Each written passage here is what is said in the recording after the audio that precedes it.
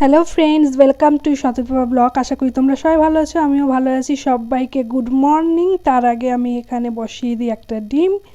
তারপরে বিছানাপত্র গোছগাছ করে 9:30টার সময় উঠে গেছিলাম। তোমাদের দাদাভাই বাজার চলে গেছিলো আনতে, আর আজকে হচ্ছে সানডে। তো আমি এখানে ঘরটা ঝাড় দিয়ে নিচ্ছি। ঝাড় দিয়ে তারপরে ঘরটা মুছতে তো হবেই, প্রত্যেক দিনই মোছা হয়। তো যাই হোক, তো আমি এখানে ঘরটা ঝাড় দিয়ে নিচ্ছি। তার মধ্যে আমি ডিমটা কেন বসিয়েছি তোমরা তো সবাই জানো যে আমার শরীরে রক্ত কম আছে। সে কারণে এখন আমি প্রত্যেক দিন সকালবেলা ডিম খাচ্ছি আর রাতের বেলা দুধ খাচ্ছি।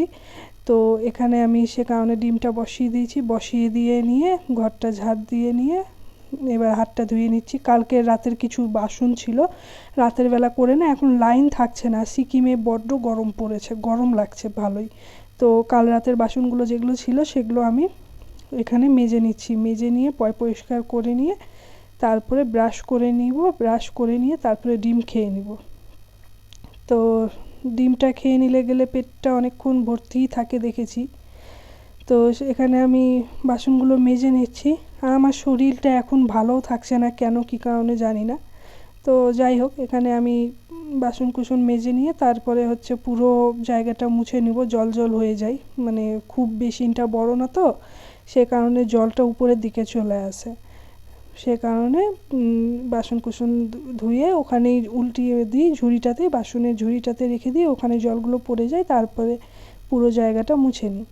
মুছে নিয়ে তারপরে তোমার হচ্ছে ব্রাশ করব। তো তোমাদের যদি আমার ভিডিওগুলো ভালো লাগে সবাই চ্যানেলটা সাবস্ক্রাইব করে আমার পাশে থেকো।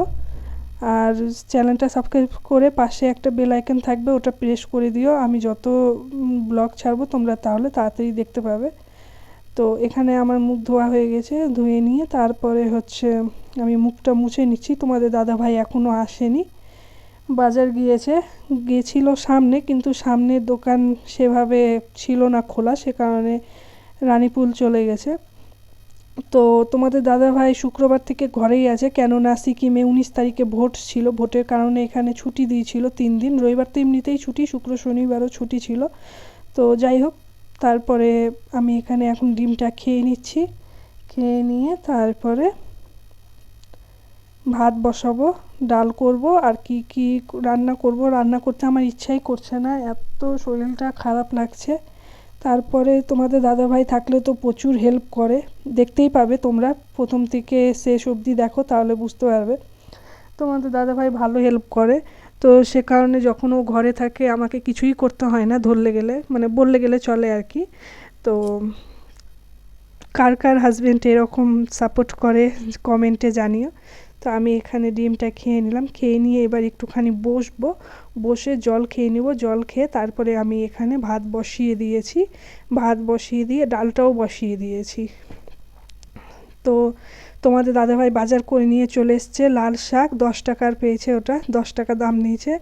এখানে 2টো পাউরুটি, দুধ, বিস্কুট, লেবু, এগুলো সব নিয়ে এসছে। তো যাই হোক, তারপরে তোমাদের দাদাভাই শাকটা বেছে নিয়ে কেটে টেটে সব কিছু রেডি করে দিয়েছে। আমি ওদিকে বসিয়েও দিয়েছি। তোমাদের দাদাভাই তারপরে ঘরটা মুছে নিল। মুছে নিয়ে তারপরে আমি স্নান করে নিয়েছিলাম, স্নান করে পুজো দিয়ে দিয়েছিলাম। পুজো দিয়ে তারপরে আমি বসেছিলাম। তোমাদের দাদাভাই পুজো মানে বজরংবলী মন্ত্রটা পড়ে নিয়েছিল।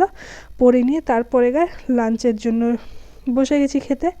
তো খেতে বসার আগে তোমাদেরকে দেখিয়ে দিলাম তোমাদের দাদাভাইয়ের, আমি সেম, তোমাদের দাদাভাইও সেম খাচ্ছে। বাট তোমাদের দাদাভাই করলা ভাজিটা খাই, আমি করলা ভাজিটা খাই না, পছন্দ করি না। তেতো জিনিস আমার ভালোও লাগে না, মোটেও ভালো লাগে না। তো খেয়ে দিয়ে উঠে যেসব বাসনপত্র ছিল সেসব মেজে নিলাম। মেজে টেজে নিয়ে তারপরে একটুখানি বসে নিয়ে মৌসুম্বি কেটে মৌসুম্বি খেলাম, কেননা শরীরে তো রক্ত নেই, সে কারণে মৌসুম্বিটাও দরকার আর কি। তারপরে এরই মধ্যে আমি ঘুমিয়ে গেছিলাম। তোমাদের দাদাভাই বাইরে গেছিলো, বাইরে গিয়ে 2টো আইসক্রিম নিয়ে এসেছিলো। আইসক্রিম খেলে না আমার এখন ঠান্ডা লেগে যাচ্ছে, কেন কি জানি না। তারপরে তোমাদের দাদাভাই মোমো বানানোর জন্য ময়দাটাকে মেখে নিয়েছে, চাটনির জন্য রেডি করে নিয়েছে, টমেটো ভেজে নিয়েছে তেলের মধ্যে। তারপরে আমি এখানে একটু চা বানিয়ে নিয়েছি, চা বানিয়ে চা খেয়ে নিচ্ছি পাউরুটি দিয়ে। 3 কোনা পাউরুটিগুলো আজকেই নিয়ে এসেছিলো, আর খেতে খুব টেস্টি ছিল, ভিতরে ক্রিম দেওয়া ছিল কেকের মতো। মিডিলে আর কি। তো কেকটা মানে পাউরুটিটা খেতে আমার খুবই ভালো লেগেছে, 30 টাকা করে দাম নিয়েছিল। তারপরে ডিম সিদ্ধ যে বসিয়েছিলাম ওটা মোমোর জন্য টাইফু বানাবো।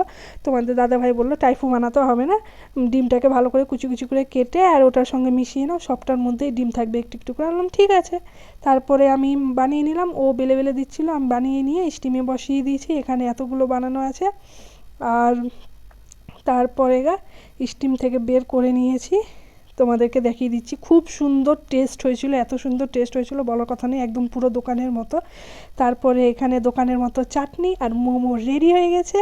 আর অনেকটা রাতও হয়ে গেছিলো, তোমাদের দাদাভাই আবার সোমবার থেকে ডিউটিও ছিল, সে কারণে ও আর দেরি না করে তাড়াতাড়ি করে খেয়ে নিচ্ছিলো। আমি এখানে কয়েকটা মোমো আবার ফ্রাই করে নিয়েছিলাম, তোমাদের দাদাভাই খেয়ে নিয়েছে, আমার জন্য দুটো রেখেছে। তারপরে তোমাদের দাদাভাই ঘুমিয়ে পড়েছে, বাসনপত্র তো সব মাজা ঘষা কমপ্লিট। এবার আমিও ঘুমিয়ে পড়বো। তো আজকের মতো সবাইকে tata, bye, good night, love you all, ভালো থেকো সব।